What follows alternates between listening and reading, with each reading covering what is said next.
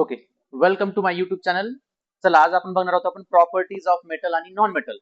Metal आणि non मेटलच्या properties.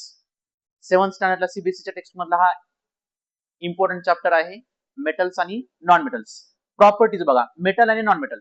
जर मेटलच्या प्रॉपर्टीज आपण ऑब्झर्व केल्या तर मेटल कसे असतात? लचरस, शायनी, चमकणारे असतात मेटल्स. जे चमकतात त्याला म्हणतो आपण मेटल्स. आणि नॉन लचरस म्हणजे कोण असणार आहे? Non metal. नॉन लचरस मध्ये की नॉन मेटल चमकत नाहीत, पण एक एक्सेप्शन आहे त्याच्यामध्ये. एक्सेप्शन काय त्याच्यामध्ये? Exception diamond. डायमंड मात्र का करतो? चमकतो. डायमंड ते काय? एक्सेप्शन आहे ते. Okay, non lectures. दुसरा पॉईंट बघूयात आपण. Good conductor of electricity and heat.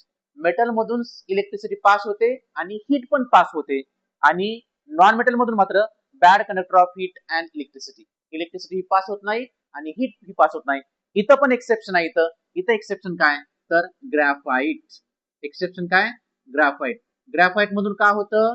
Heat, electricity pass होते ग्रॅफाइट मधून.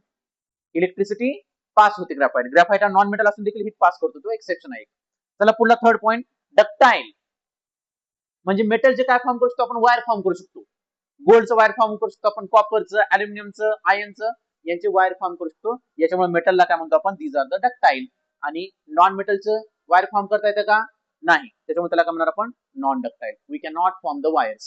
पुढला पॉईंट बघा आपण. मॅलेबल. त्याला आपण मॅलेबिलिटी देखील म्हणतो आपण. समजा आपण we are hammering on the metal.